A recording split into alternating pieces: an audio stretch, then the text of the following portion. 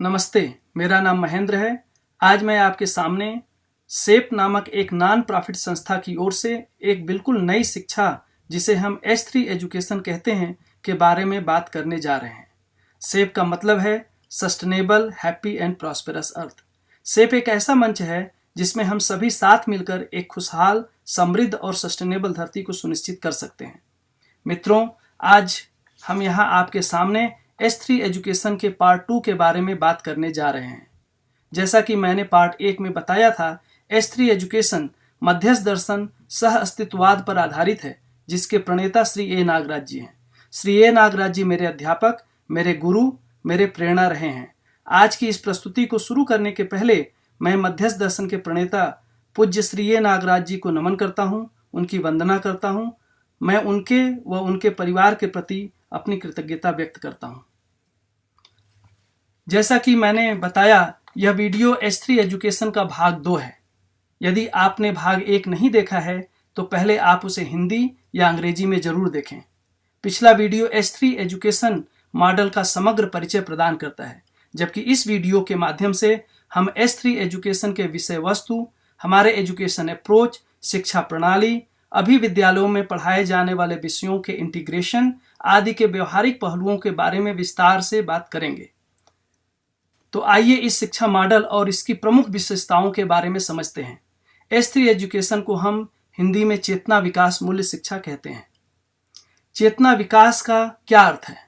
चेतना विकास का अर्थ है समस्त प्रकार की वर्ग भावनाओं का मानवीय चेतना में परिवर्तन होना, सह अस्तित्व एवं सर्व शुभ की मानसिकता उदय हो पाना, व्यवस्था एवं समाधान केंद्रित विचार सुनिश्चित हो पाना, मानवीयतापूर्ण जीवन को स्थापित कर पाना, सह अस्तित्व एवं समाधान पूर्ण सामाजिक चेतना को सर्वसुलभ कर पाना, न्याय प्रदायी क्षमता तथा सही कार्य व्यवहार करने की योग्यता से संपन्न हो पाना, मानव अन्य मानवों एवं प्रकृति के साथ अपने दायित्वों एवं कर्तव्यों को पूरा करने योग्य हो पाना, मानव में उत्पादन अधिक एवं उपभोग कम की मानसिकता एवं योग्यता स्थापित हो पाना, व्यक्तित्व एवं प्रतिभा में संतुलन हो पाना, मानव जीवन में अनिवार्य एवं आवश्यक बौद्धिक समाधान एवं भौतिक समृद्धि की समन्वयता स्थापित हो पाना, मन स्वस्थता को सुनिश्चित कर पाना एवं मन स्वस्थता के प्रमाण स्वरूप में अखंड समाज एवं सार्वभौम व्यवस्था में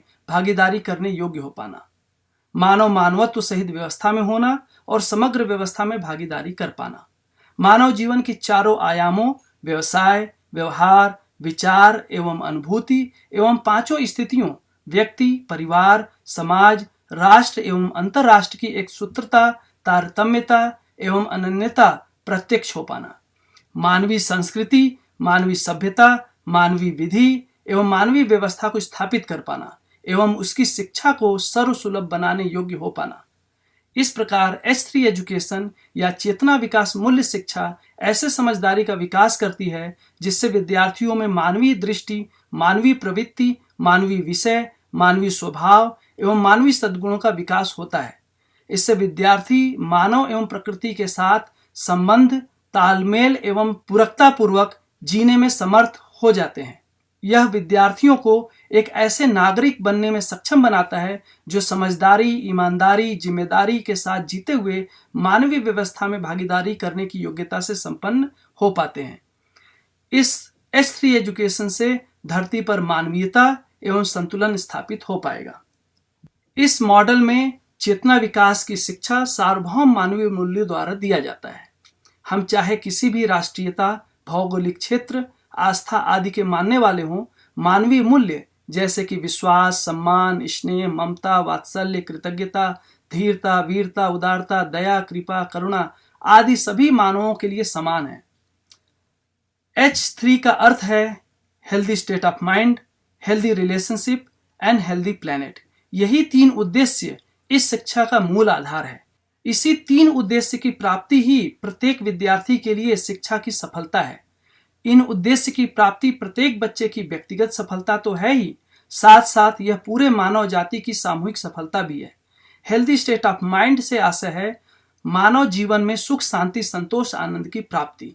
हेल्दी रिलेशनशिप से आशय है अखंड समाज की स्थापना और हेल्दी प्लेनेट से आशय है वैश्विक सहकार आधारित सार्वभौम मानवीय व्यवस्था जिसमें मिट्टी, पानी, हवा, पहाड़, पेड़ पौधे, पशु पक्षी और मानव जाति के बीच सामंजस्य एवं संतुलन तथा उसकी निरंतरता स्थापित हो सके। H3 को कहने का एक और तरीका है harmony with in, harmony with each other and harmony with the environment, अर्थात स्वयं में व्यवस्था, एक दूसरे की परस्परता में व्यवस्था और प्रकृति के साथ व्यवस्था। अंततः यही हम अगली पीढ़ी के लिए सुनिश्चित होते हुए देखना चाहते हैं। इन 3 उद्देश्यों को प्राप्त करना ही एक पूर्ण शिक्षा का प्रमाण है जो हमारे जीवन के सभी पहलुओं से जुड़ा है। मानव जाति का एकत्व, मानवीयता और स्वस्थ धरती ही मनस्वस्थता का प्रमाण है। ये 3 उद्देश्य ही हमारी लैंडिंग ग्राउंड है जहां हम सभी मानव पहुंचना चाहते हैं। अतः H3 एजुकेशन के विषय वस्तु, अप्रोच, शिक्षा प्रणाली आदि सभी को इन 3 उद्देश्यों के साथ ही पिरोया गया है। इस शिक्षा का सबसे मुख्य विशेषता है इसका विषय वस्तु या कंटेंट, जो कि एक सामंजस्यपूर्ण विश्व दृष्टि, जिसे हम सह अस्तित्ववाद के नाम से जानते हैं, पर आधारित है। यह विद्यार्थियों में सह अस्तित्व अथवा साथ साथ होने की और जीने की मानसिकता और समाधान केंद्रित विचार को सुनिश्चित करता है, जिससे वे परिवार व समाज को अच्छी तरह से समझने तथा जीने में सक्षम बनते हैं और समग्र व्यवस्था में भागीदारी करने योग्य बनते हैं। यह सर्वशुभ के दृष्टिकोण को विकसित करता है, जिससे विद्यार्थी कोई भी निर्णय या क्रियाकलाप पूरी मानव जाति व धरती को ध्यान में रखकर करते हैं। यह मानव के विचार में एक मौलिक बदलाव लाता है, जिसका एक गहरा प्रभाव हमारे जीने में, हमारे संबंधों में और पूरी व्यवस्था पर दिखाई देगा। H3 को पूरा करना ही इस शिक्षा का मूल उद्देश्य है और वही इस शिक्षा के केंद्र बिंदु में है। 3H की प्राप्ति के लिए 30 लाइफ एसेंशियल थीम्स हैं और उन थीम्स को पूरा करने के लिए हम system based relation centred learning methodology अर्थात व्यवस्था मूलक संबंध केंद्रित अधिगम उपयोग करते हैं। इसमें जीवन के आवश्यक प्रश्न अर्थात लाइफ एसेंशियल क्वेश्चन के द्वारा सीखने की प्रक्रिया को सुनिश्चित किया गया है। इसके अलावा हम पहले से मौजूद अधिगम या लर्निंग मेथोडोलॉजी जैसे कि project based learning, play based learning, cooperative based learning, phenomena based learning आदि को भी इसमें समाहित करते हैं। यदि आप 30 लाइफ एसेंशियल थीम्स के बारे में विस्तार से जानना चाहते हैं तो कृपया पार्ट 1 जिससे हम H3 इंट्रो वीडियो कहते हैं, आप उसे देखिए। यदि इस शिक्षा की पूरी प्रक्रिया को देखें तो सबसे पहले इसमें हमारा 3 उद्देश्य है, healthy state of mind, healthy relationship और हेल्दी प्लैनेट, जिसे हम 3H कहते हैं। उन 3 उद्देश्यों की प्राप्ति के लिए 30 लाइफ एसेंशियल थीम्स हैं। प्रत्येक थीम से जुड़े बहुत सारे लाइफ एसेंशियल क्वेश्चन हैं जिसमें विद्यार्थी इंक्वायरी कर पाते हैं और थीम्स को एक्सप्लोर करते हैं। शिक्षा की इस प्रक्रिया में विद्यार्थी एक होलिस्टिक अंडरस्टैंडिंग अर्थात समग्र समझ और लाइफ एसेंशियल स्किल्स अर्थात जीवन उपयोगी कौशल जैसे अर्थपूर्ण हस्तकला और उत्पादन कौशल आदि विकसित करते हैं। यह सब लेसन्स, एक्टिविटीज, इंगेजिंग प्रोजेक्ट्स आदि के माध्यम से होता है। आइए अब हमारे H3 एजुकेशन के unique system based relation centred method को समझते हैं। इस शिक्षा के सभी life essential theme system based relation centred learning method में गुथे हुए हैं। इसी पर यह शिक्षा आधारित है। व्यवस्था मूलक संबंध केंद्रित अधिगम अर्थात system based relation centred learning क्या है? अगर हम बारीकी से देखें तो हम यह देख सकते हैं कि संबंध और व्यवस्था हमारे जीवन के अभिन्न अंग हैं। संबंध और व्यवस्था ही टीचिंग व लर्निंग दोनों को संचालित करता है। समझना टुकड़ों में नहीं होता, बल्कि यह एक पूरी व्यवस्था में ही होता है।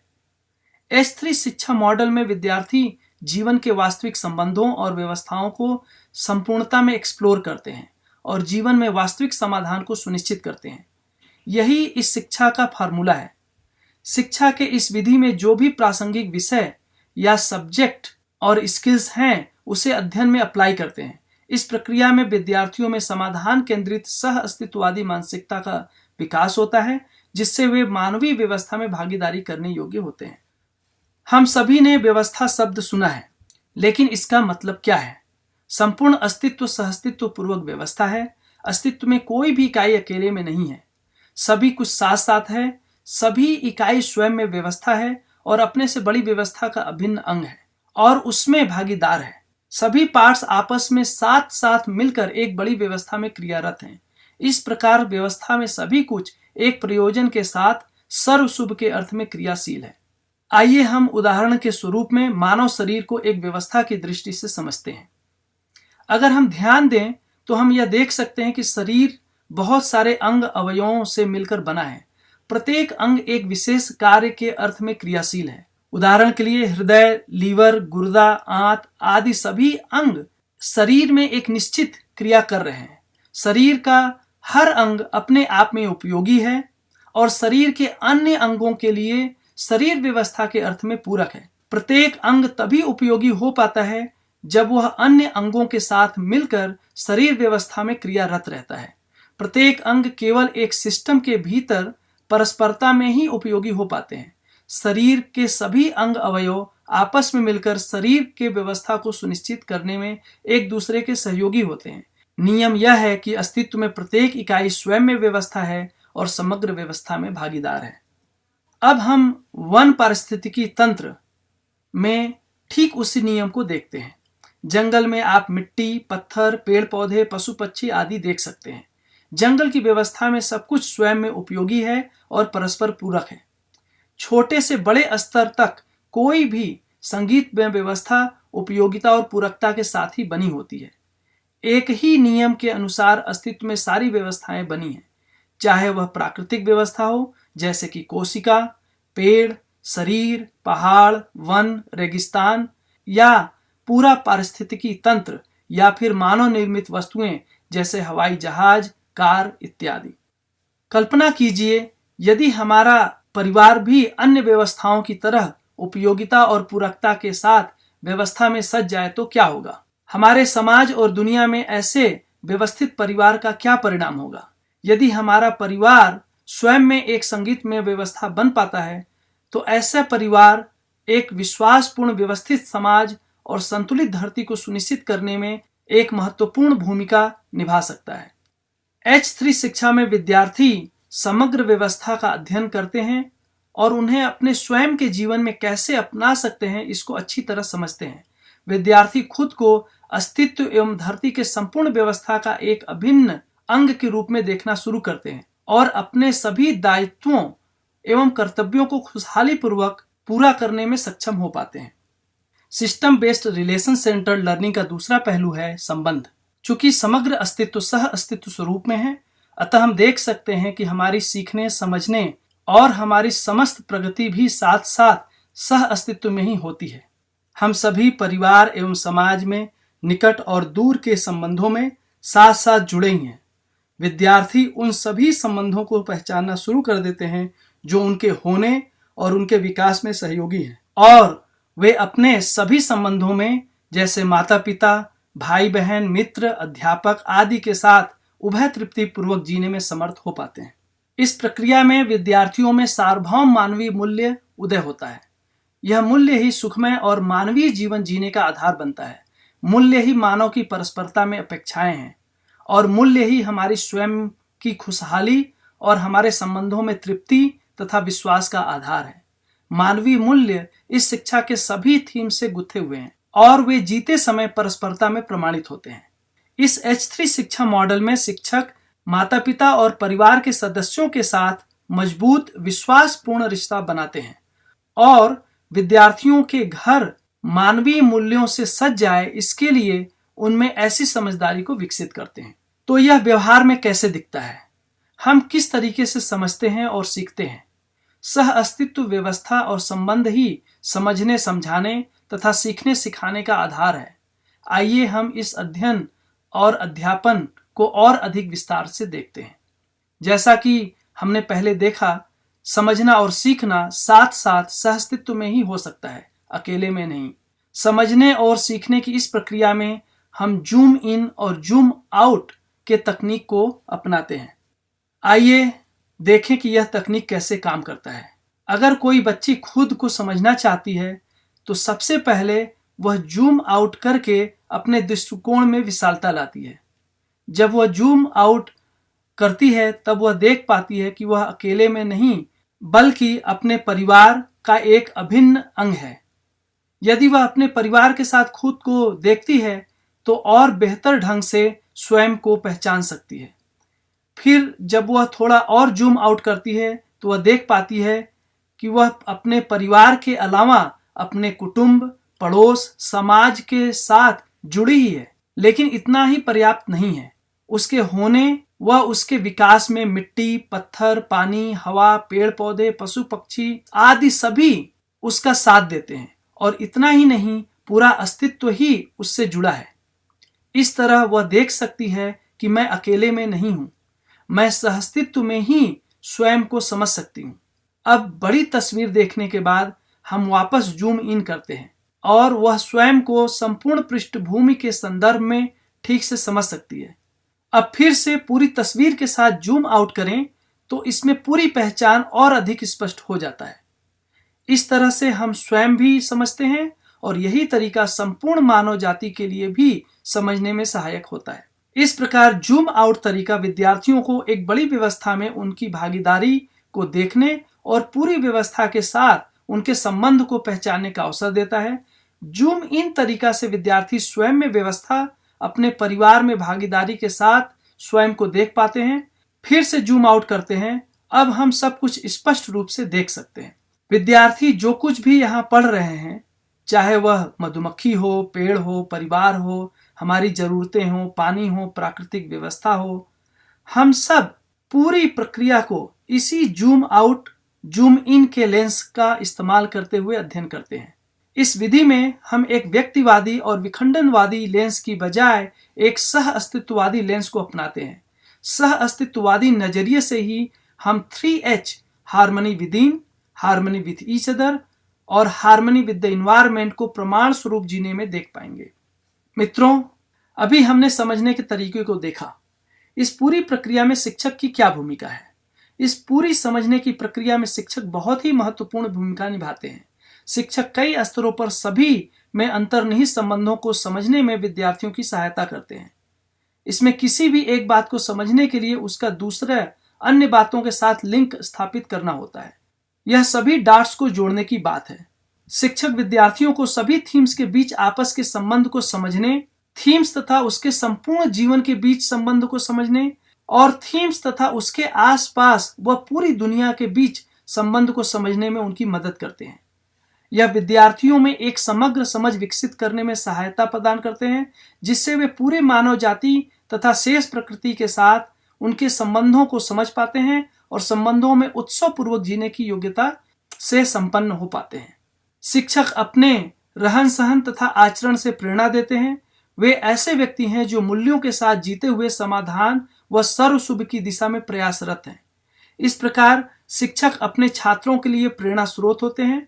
शिक्षक उस चीज को देना चाहते हैं जो उन्होंने वास्तव में समझी है और जीने में सक्षम है। वे शिक्षा व्यवस्था से केवल नौकरी या पेशे के रूप में नहीं जुड़ते हैं, बल्कि जीवन को समृद्ध करने, मानव में खुशहाली और धरती पर संतुलन सुनिश्चित करने के अर्थ में अपनी एक महत्वपूर्ण भूमिका देखते हैं। इसीलिए वह अध्यापन का कार्य करते हैं। अब इस S3 शिक्षा मॉडल में विद्यार्थियों की प्रगति क्रम पर एक नजर डालते हैं। सबसे पहले किंडरगार्टन से क्लास 6 तक के विद्यार्थियों को देखते हैं। इस प्राथमिक चरण में विद्यार्थी सह अस्तित्व और समाधान की मानसिकता विकसित करते हैं। यह किसी व्यवस्था को उसके प्राकृतिक अवस्था या स्वभाव गति में अध्ययन करने से होता है। इस प्रक्रिया में वे खुद को संपूर्ण व्यवस्था के अभिन्न अंग के रूप में देखना शुरू करते हैं। इस स्टेज में विद्यार्थी ठीक से संबोधन पूर्वक अपने संबंधों को पहचानने, दूसरों को सहयोग करने तथा दूसरों को सुनने व आज्ञा पालन करने में प्रवृत्त होते हैं। श्रेष्ठता को पहचानने व उनका अनुकरण करने की प्रवृत्ति उनमें बनती है।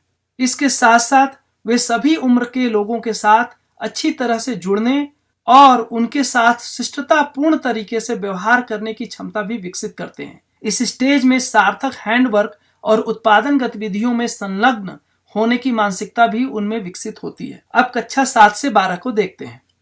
इस स्टेज के दौरान विद्यार्थी सभी वास्तविकताओं को सह अस्तित्व में संबंध को देखकर अपनी समझ को सुदृढ़ करते हैं।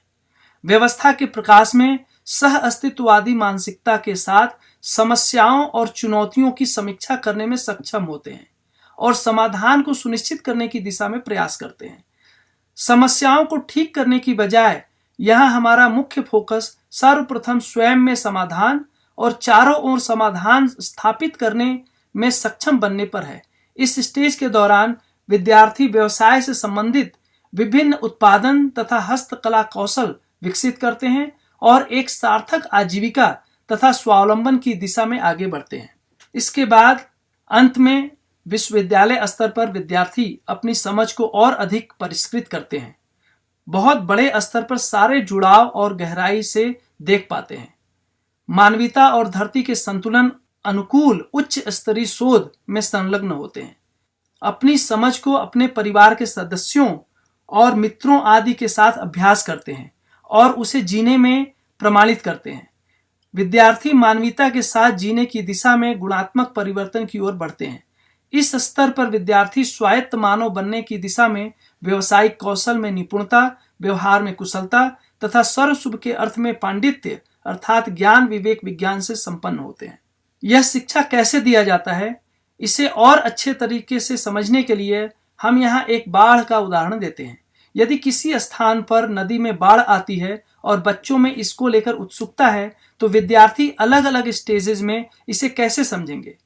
सबसे छोटे बच्चे अर्थात एलिमेंट्री लेवल पर बच्चे नदी की व्यवस्था और उसके प्राकृतिक स्थिति में नदी के पारिस्थितिकी तंत्र को समझने पर ध्यान केंद्रित करेंगे। वे समझेंगे कि नदी किस प्रकार से पूरे इकोसिस्टम के संतुलन को बनाए रखने में एक महत्वपूर्ण भूमिका अदा करता है, जबकि अगले स्तर पर विद्यार्थी एक समाधान की मानसिकता के साथ बाढ़ की चुनौतियों और समस्याओं की समीक्षा करेंगे और यह जांच करेंगे कि सह अस्तित्व के प्रकाश में इसका समाधान क्या हो सकता है। उच्च स्तर पर इसके समाधान के लिए आवश्यक प्राकृतिक नियमों की समझ और उनके अनुरूप जो भी इसेंशियल स्किल्स हैं उसको विकसित कर पाएंगे। आइए अब हम देखते हैं कि विद्यालय में अध्यापक और विद्यार्थी के साथ यह शिक्षा कैसे संपन्न होती है। सबसे पहला है योजना बनाना या प्लानिंग करना। आइए शिक्षकों के लिए प्लानिंग प्रोसेस को समझते हैं। स्टेप नंबर 1, सर्वप्रथम हम एक लाइफ एसेंशियल थीम से शुरू करते हैं। हमारे पास 30 थीम हैं, जैसे कि संबंध, भाव एवं परिवार, सामाजिक पूरकता, पर्यावरण संतुलन, प्राकृतिक व्यवस्था, आवर्तनशील उत्पादन प्रणाली, न्याय एवं सुरक्षा आदि। प्रत्येक थीम चेतना, विकास, मूल्य, शिक्षा या 3H से जुड़ा है। लाइफ एसेंशियल थीम्स आधारित विषय वस्तु अर्थात एजुकेशन कंटेंट और पाठ्यक्रम ही इस शिक्षा मॉडल का सबसे महत्वपूर्ण भाग है, जो कि इस मॉडल को अन्य शिक्षा प्रणाली से अलग करती है। यह ज्ञान एवं समझदारी का क्षेत्र है। इसमें विद्यार्थियों में समग्र मानवीय दृष्टि, गहरी समझ तथा उनके योग्यता का विकास होता है, जिससे वे एक समझदार मानव बनते हैं। ऐसा मानव जो कि मानव जाति एवं शेष प्रकृति के साथ खुशहाली और संतुलन के साथ जी सकता है। यही इस H3 एजुकेशन मॉडल का आधार बनता है। प्रत्येक सुबह सबसे पहले विद्यार्थी लाइफ एसेंशियल थीम्स पर आधारित मेन लेसन के साथ एक्सप्लोर करते हैं, साथ साथ समझते हैं। मेन लेसन को लाइफ एसेंशियल थीम्स के आधार पर डेवलप किया गया है। स्टेप नंबर 2, इसके बाद शिक्षक थीम से संबंधित एक open ended life essential question को चुनेंगे। यह जो open ended life essential question है, इसमें थीम से संबंधित सभी उद्देश्यों को सहज रूप में समाहित किया गया है। ये प्रश्न विद्यार्थी की जिज्ञासा को तीव्र करते हैं, उनमें सर्वशुभ की दृष्टि के साथ किसी भी चीज को समझने के लिए ग्लोबल कॉन्टेक्स्ट अर्थात एक सार्वभौम संदर्भ प्रदान करते हैं। हम जल्दी ही कुछ लाइफ एसेंशियल क्वेश्चन को उदाहरणों के साथ देखेंगे। Step number 3, life essential question के आधार पर शिक्षक यह विचार करेंगे कि उस प्रश्न से संबंधित हैंड्स ऑन एंगेजिंग प्रोजेक्ट क्या क्या हो सकते हैं। स्टेप नंबर 4, शिक्षक उन बुनियादी अवधारणाओं, स्किल्स और विषयों की पहचान करेंगे जो इंक्वायरी क्वेश्चन, प्रोजेक्ट और थीम से संबंधित है। अगला जो 6 स्टेप्स है वह शिक्षक विद्यार्थियों के साथ इसे कैसे इंप्लीमेंट करेंगे उससे संबंधित है। स्टेप नंबर 5, विद्यार्थियों में जिज्ञासा पैदा करना। शिक्षक इस प्रश्न पर विचार करेंगे कि वर्तमान में उस थीम या इंक्वायरी क्वेश्चन के बारे में विद्यार्थियों को ऑलरेडी अभी क्या क्या पता है और वे क्या जानना चाहते हैं। इस प्रक्रिया से विद्यार्थियों में उस विषय के लिए एक स्वाभाविक और व्यक्तिगत रुचि पैदा होती है और वे उसके महत्व एवं प्रासंगिकता को देख पाते हैं, और यही तरीका एक सार्थक मूल्यांकन प्रक्रिया का भी आधार बनता है। स्टेप नंबर 6, योजना और सहयोग। शिक्षक विद्यार्थियों को विषय और इंक्वायरी क्वेश्चन को समझने, प्रोजेक्ट्स में एंगेज करने, उनके स्किल्स अर्थात कौशल को विकसित करने, सभी विषयों के आपस के जुड़ाव को देखने तथा उपरोक्त सभी के साथ लाइफ एसेंशियल थीम्स को बेहतर ढंग से समझने के लिए मार्गदर्शन व सहायता करते हैं। स्टेप नंबर 7, सहभागिता।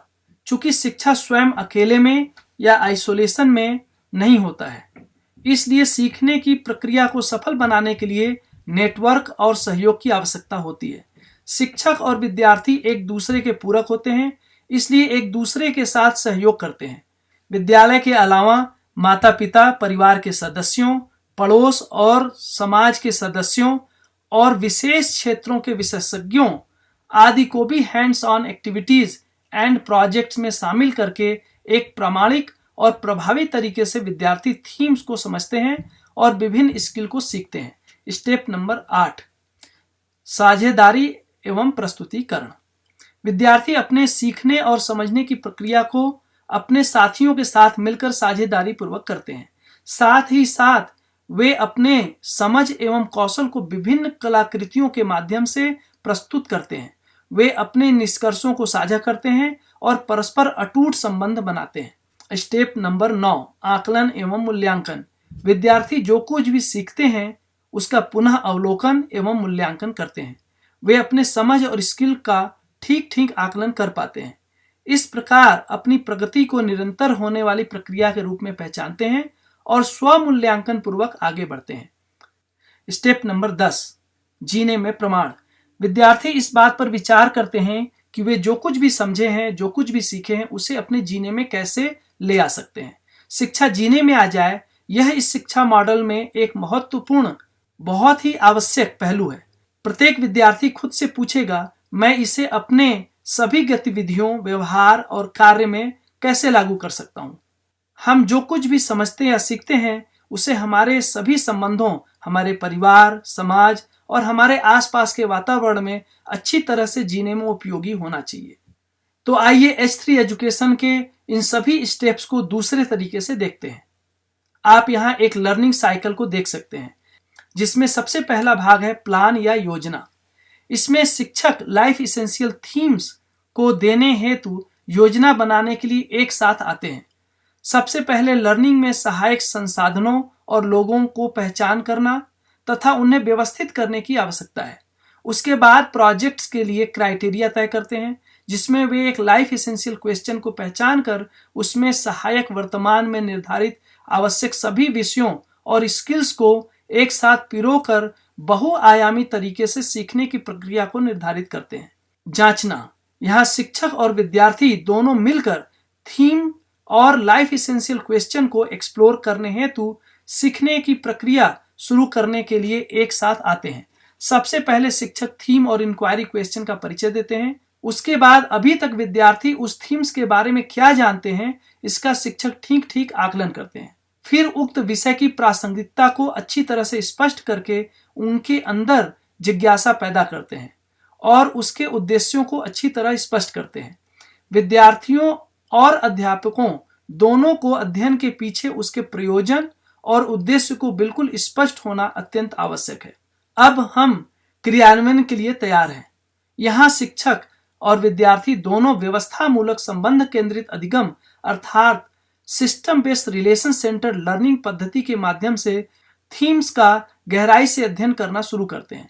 विद्यार्थी पहचाने गए अध्ययन में सहायक परिवार के सदस्यों, शिक्षकों, मित्रों और समाज के सदस्यों को लर्निंग में शामिल करते हैं। इस प्रक्रिया में छात्र अपने लर्निंग का मूल्यांकन करते हैं। यह मूल्यांकन एक सतत प्रक्रिया है। सभी विद्यार्थी आपस में समझदारी रूपी सर्व मानव लक्ष्य की प्राप्ति की दिशा में एक दूसरे का सहयोग करते हैं और लर्निंग प्रक्रिया में एक दूसरे के सहभागी होते हैं। इस शिक्षा पद्धति में कंपटीशन अर्थात प्रतियोगिता के लिए कोई जगह नहीं बनता है। इसकी बजाय सहयोगिता, सहकारिता, सहभागिता, पूरकता एक दूसरे को और अधिक समृद्ध करना प्राथमिक हो जाता है। इसके बाद विद्यार्थी सभी लर्निंग के बीच अंतर संबंध को स्पष्ट रूप से समझकर एक कलाकृति बनाते हैं जो उनके समझ और स्किल को व्यक्त करता है।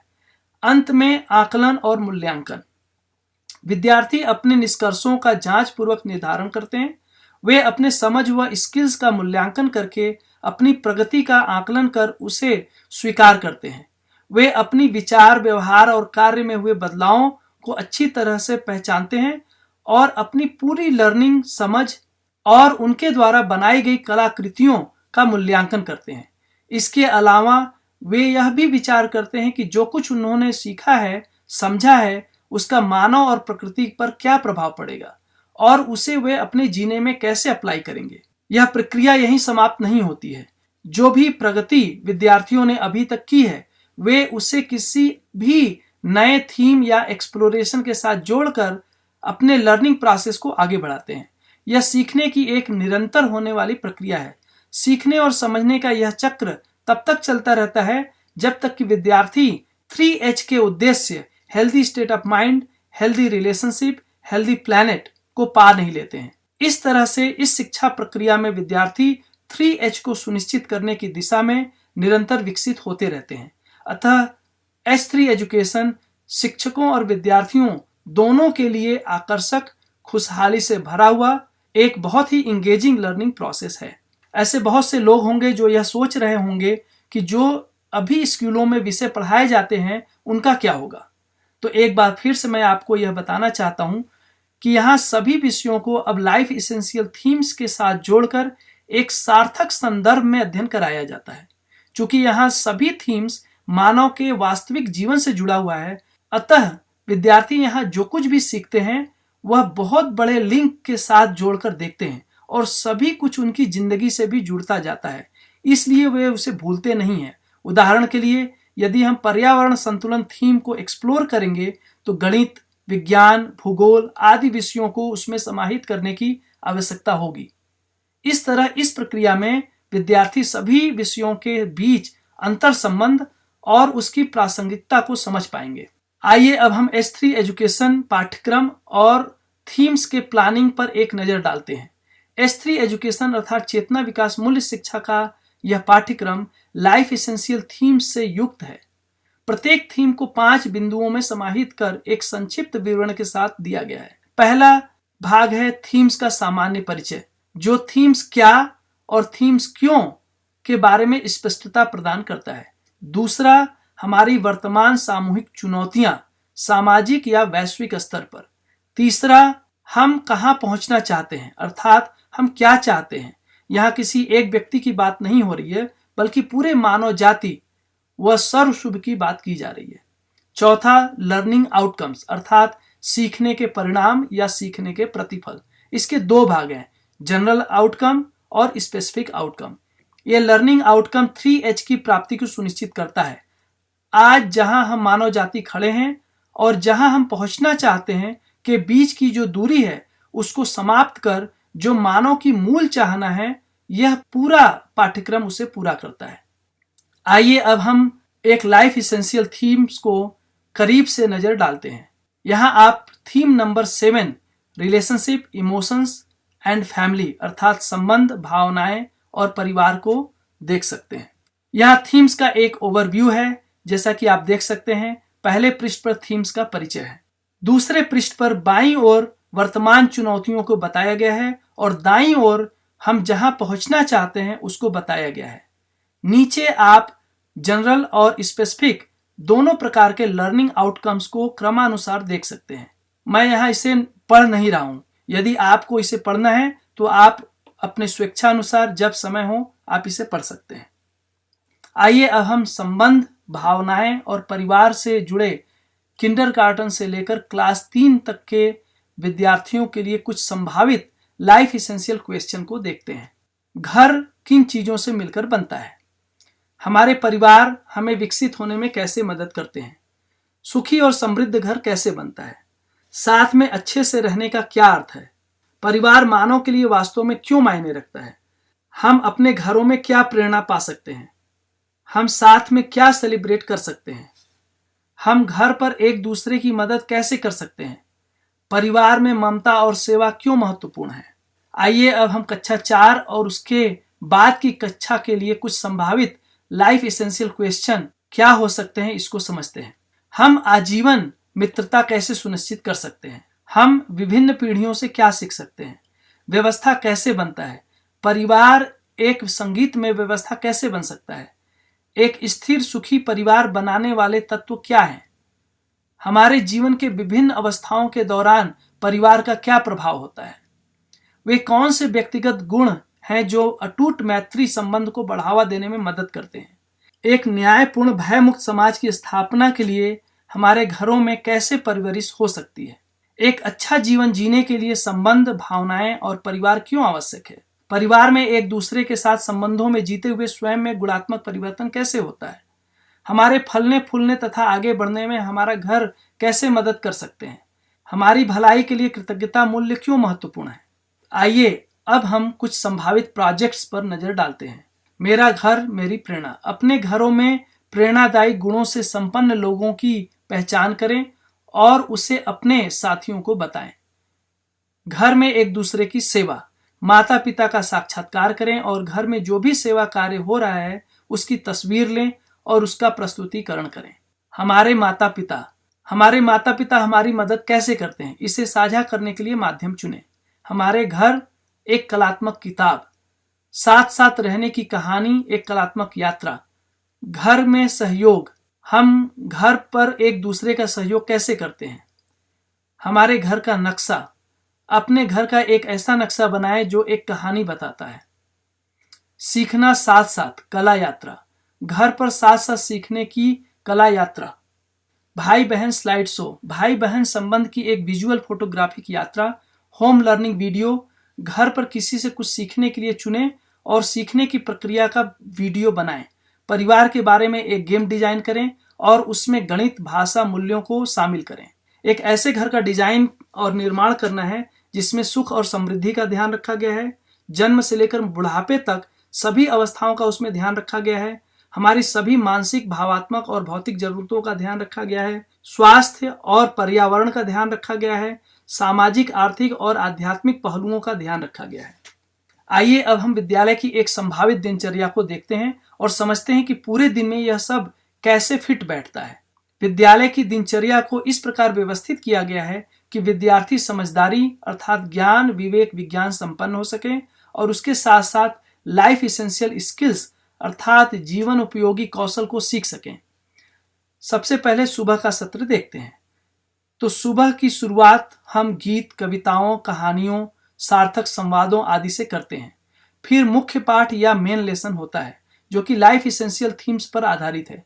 यह मेन लेसन चेतना विकास मूल्य शिक्षा के पाठ्यक्रम के आधार पर विकसित किया गया है जो हमारे 3H के उद्देश्य से जुड़ा है। यह मेन लेसन भाषा कला, सुनने, बोलने, पढ़ने, लिखने, ललित कला और हस्तकला के साथ पिरोया गया है।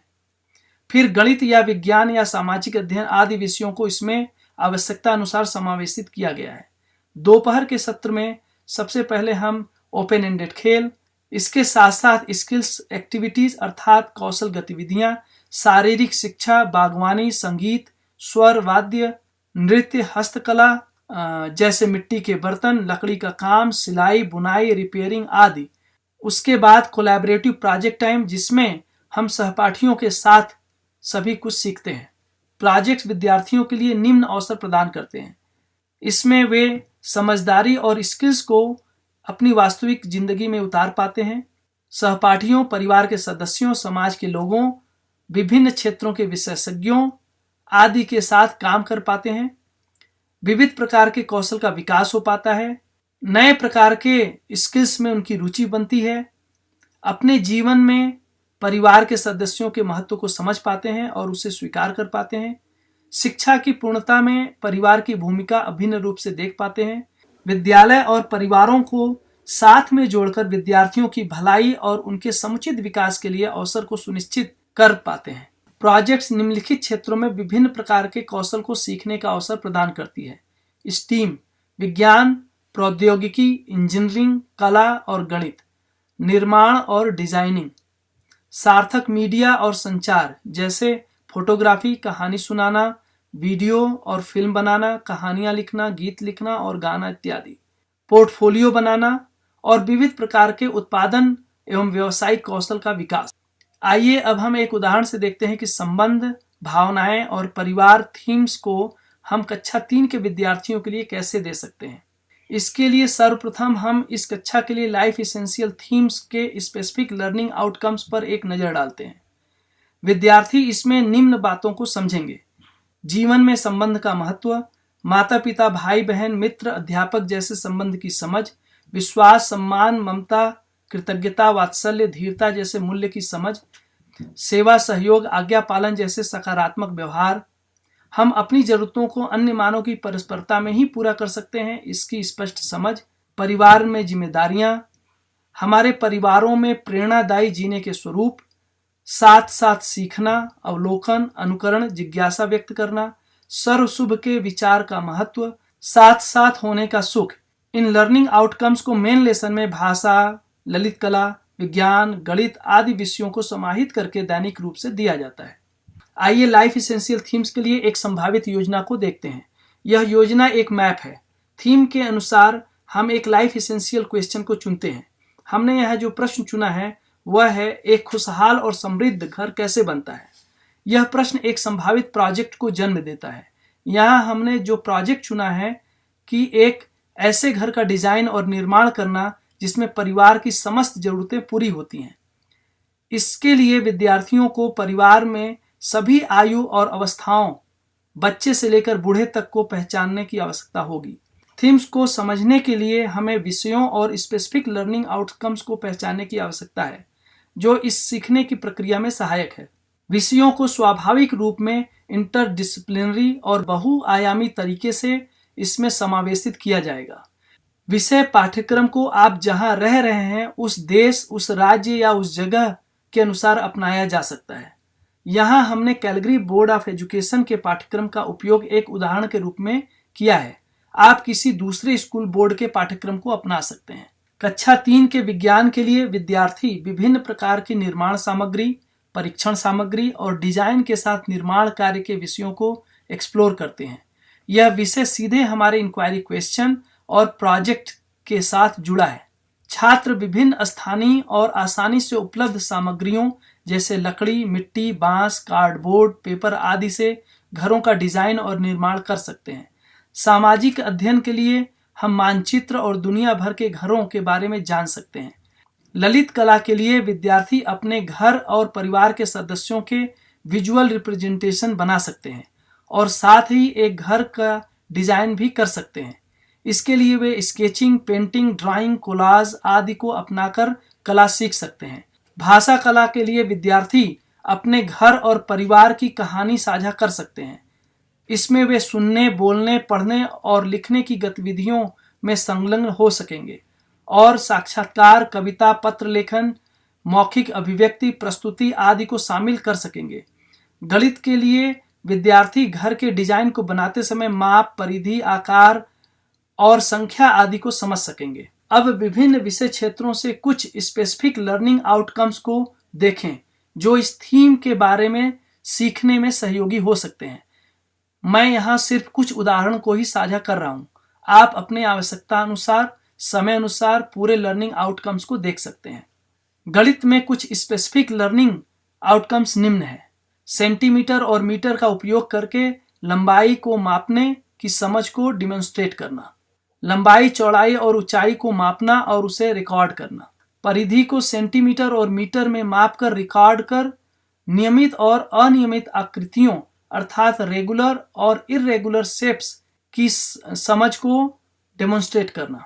विद्यार्थियों को अपने घरों की योजना, डिजाइन और निर्माण करते समय परिधि, माप आदि गणितीय स्किल को सीखने और अभ्यास करने की आवश्यकता होगी। सामाजिक अध्ययन में इस थीम से संबंधित स्पेसिफिक लर्निंग आउटकम्स के कुछ उदाहरण निम्न हैं। दुनिया के अलग अलग हिस्सों में रहने वाले विभिन्न समुदायों के रहने के तरीके को आकार देने में वहां की भौगोलिक परिस्थितियों का रोल का अध्ययन करना। आप जहां रहते हैं उसके परिप्रेक्ष्य में विभिन्न समुदायों का मानचित्र पर पहचान करना। यह पहचानना कि फिजिकल जियोग्राफी, जल की उपलब्धता, वहाँ की जलवायु आदि समुदायों में होने वाली गतिविधियों को कैसे प्रभावित करते हैं। यह समझना कि विभिन्न समुदायों का रहन सहन और कार्य करने के तरीके किस तरह से वे भौगोलिक वातावरण में रहते हैं उस पर निर्भर करता है। इस लर्निंग आउटकम्स को दुनिया भर के विभिन्न स्थानों पर अलग अलग भौगोलिक वातावरण में लोग कैसे अपने स्थानीय क्षेत्र में उपलब्ध सामग्री और जलवायु पर विचार करते हुए घर बनाते हैं को एक्सप्लोर करके समझा जा सकता है। विज्ञान में विभिन्न प्रकार की सामग्रियों के साथ निर्माण कार्य के टॉपिक को समझने हेतु स्पेसिफिक लर्निंग आउटकम्स के कुछ उदाहरणों को अब हम देखते हैं।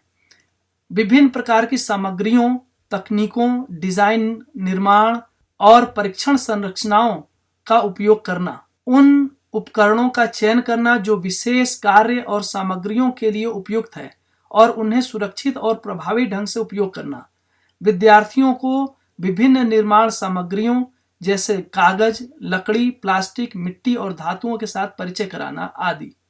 निर्मित किए जाने वाले संरचनाओं के उद्देश्य और उपयोग की पहचान कराना और यह बताना कि उद्देश्य और उपयोग को भली भांति समझने से सामग्री और डिजाइन के बारे में निर्णय लेने में मदद मिलती है। एक निर्माण परियोजना या कंस्ट्रक्शन प्रोजेक्ट पर अन्य छात्रों के साथ काम करते समय सुनने, बोलने और साथ साथ निर्णय लेने के स्किल को अप्लाई करें। ये सभी स्पेसिफिक आउटकम्स विद्यार्थियों को जानना आवश्यक होगा ताकि वे घर के डिजाइन और संरचनाओं को बनाने और सुधारने के साथ साथ अपने सहयोगियों के साथ सुरक्षित और सहयोगात्मक तरीके से काम कर सकें। थीम्स को एक्सप्लोर करने तथा प्रोजेक्ट में शामिल होने के लिए विज्ञान में दिए गए टॉपिक्स, परीक्षण सामग्री और डिजाइन को एक्सप्लोर करना बहुत ही प्रासंगिक हो जाता है। यहाँ कुछ स्पेसिफिक लर्निंग आउटकम्स के उदाहरण दिए गए हैं। यह पहचान करें कि संरचनाओं को पर्याप्त रूप से मजबूत और स्थिर बनाना चाहिए क्योंकि अस्थिर या कमजोर संरचनाएं उपयोग करने के लिए सुरक्षित नहीं होती हैं। विभिन्न मॉडलों या वस्तुओं की ताकत और स्थिरता का तुलना और मूल्यांकन करना। किसी संरचना को और अधिक मजबूत और स्थिर बनाने के लिए विभिन्न तरीकों की पहचान करना और उसे अप्लाई करना। इन सभी आउटकम्स को एक्सप्लोर करना विद्यार्थियों के लिए आवश्यक है ताकि वे फंक्शनैलिटी, स्थिरता और सुरक्षा आदि को ध्यान में रखते हुए घर के डिजाइन और निर्माण कार्य को ठीक से परीक्षण कर सकें। जब विद्यार्थी थीम्स को एक्सप्लोर करते हैं और प्रोजेक्ट में शामिल होते हैं तब कला भी प्रासंगिक और आवश्यक हो जाता है। ललित कला हेतु यहाँ कुछ स्पेसिफिक लर्निंग आउटकम्स दिए गए हैं। विद्यार्थी बनाई गई वस्तुओं को व्यक्तिगत रूप से सजाएंगे और जिसमें वे 2 आयामी और 3 आयामी कार्यों के पैटर्न, टेक्सचर और डिटेल्स को जोड़ सकेंगे। यहाँ विद्यार्थी अपने 3 आयामी घरों का जो वे निर्माण कर रहे हैं उसमें डिजाइन और बहुत सारे डिटेल्स को जोड़ सकते हैं। विद्यार्थी drawing, painting, print making, fabric arts, photography और टेक्नोग्राफिक आर्ट्स तथा तकनीकी आदि का उपयोग कर सकेंगे। यहाँ विद्यार्थी अपने स्वयं के परिवारों और घरों के बारे में साझा करने के लिए विभिन्न कलात्मक तरीकों को अपनाएंगे और साथ ही साथ परिवार के लिए एक मॉडल घर का भी डिजाइन करेंगे। विद्यार्थी सीखते समय वस्तुओं और उसके रूप व बनावट को बारीकी से परिष्कृत करेंगे। टेक्सचर को विभिन्न तकनीकी अपनाकर विविध प्रकार से रिप्रेजेंट किया जा सकता है। रंग को डल और ब्राइट करके दिखाया जा सकता है। टोन के ग्रेडेशंस का उपयोग वस्तुओं पर प्रकाश के प्रभाव या गहराई दिखाने के लिए किया जा सकता है। जब विद्यार्थी अपने घरों का निर्माण करते हैं तब उन्हें रंग, टेक्सचर, बनावट आदि की समझ भी आवश्यक हो सकती है। जैसा कि आप देख सकते हैं कि सभी वर्तमान में पढ़ाए जाने वाले विषय 3H के लक्ष्य को प्राप्त करने की दिशा में लाइफ एसेंशियल थीम्स और प्रोजेक्ट को एक्सप्लोर करने में सार्थक, प्रासंगिक और उपयोगी बन सकते हैं। यह H3 एजुकेशन मॉडल स्कूलों और संस्थानों, एलिमेंट्री से लेकर यूनिवर्सिटी तक या होम एजुकेशन वातावरण में कहीं भी अपनाया जा सकता है। इसे स्थापित करने के लिए बहुत सारे लोगों के सहयोग और सहभागिता की आवश्यकता है। सेप ऑनलाइन प्लेटफॉर्म विद्यार्थियों, शिक्षकों, अभिभावकों, शैक्षणिक संस्थानों के लिए एजुकेशनल रिसोर्स आदि को उपलब्ध कराता है। सेप मंच के माध्यम से हम निम्न चीज़ों को उपलब्ध कराते हैं। H3 एजुकेशन के life essential theme based curriculum अर्थात चेतना, विकास, मूल्य शिक्षा पर आधारित पाठ्यक्रम, अंतर्राष्ट्रीय शिक्षा पाठ्यक्रम, गणित, विज्ञान, सामाजिक अध्ययन, कला आदि विषयों के लिए, लाइफ इसेंशियल थीम प्लानिंग और life essential questions, project ideas, lessons plan, मूल्यांकन क्राइटेरिया आदि। शिक्षक और अभिभावक की योग्यता विकास हेतु ऑनलाइन तथा ऑफलाइन कक्षाएं और हैंडबुक, अभिभावकों तथा शिक्षकों और विद्यार्थियों के लिए रिसोर्स सामग्री, कोऑपरेटिव खेल, गीत, किताबें, वीडियो आदि बहुत कुछ यहाँ उपलब्ध कराया जाएगा। दुनिया भर के बच्चों के लिए एक ऑनलाइन प्लेटफॉर्म उपलब्ध कराया जाएगा जहां वे अपनी किताबें तथा अन्य कृतियों को प्रकाशित कर सकेंगे और दूसरे जगहों पर रहने वाले बच्चों के साथ उसे साझा कर सकेंगे। इस मंच के माध्यम से बच्चे एक दूसरे से जुड़ पाएंगे, एक दूसरे से सीख पाएंगे और पूरी दुनिया में बच्चे यह देख पाएंगे कि अन्य जगहों पे बच्चे क्या समझ रहे हैं, कैसे समझ रहे हैं और हर जगह से वो प्रेरणा ले पाएंगे। हम शिक्षकों और विद्यार्थियों के लिए चेतना विकास मूल्य शिक्षा की किताबें उपलब्ध कराएंगे। यहाँ सब कुछ समाज को एक गिफ्ट के रूप में दिया जा रहा है क्योंकि हम मानते हैं कि जो कुछ भी अच्छा है वह सभी को उपलब्ध होना चाहिए। संपूर्ण मानव जाति की सफलता अच्छी शिक्षा पर निर्भर करती है। बगैर क्वालिटेटिव एजुकेशन अर्थात गुणात्मक और अर्थपूर्ण शिक्षा के मानव जाति की सफलता असंभव है। शिक्षा के इस प्रस्ताव को सुनने के लिए आपका बहुत बहुत धन्यवाद। यदि आप H3 एजुकेशन के बारे में और अधिक समझना चाहते हैं, आप शिक्षा के इस अभियान से जुड़ना चाहते हैं, तो कृपया हमें shape.h3education@gmail.com पर संपर्क करें। हमें आपसे जुड़ने में बहुत खुशी होगी। हमें विश्वास है कि यदि हम सब आपस में जुड़ते हैं तो निश्चित ही H3 एजुकेशन के माध्यम से हम अपनी इस दुनिया को एक नया शेप देकर एक सस्टेनेबल, हैप्पी और प्रॉस्पेरस अर्थ को सुनिश्चित कर पाएंगे। यदि हम सब मिलकर आगे आने वाली पीढ़ी को एक खुशहाल, समृद्ध और सस्टेनेबल धरती दे पाते हैं तो यही उनके लिए हमारा सबसे बेहतरीन उपहार होगा। हमारे आगे आने वाली पीढ़ी का भविष्य सुंदर, सुखद और सुरक्षित हो जाए, यही हमारे जीवन की असली कमाई होगी, यही सच्ची सफलता होगी। धन्यवाद।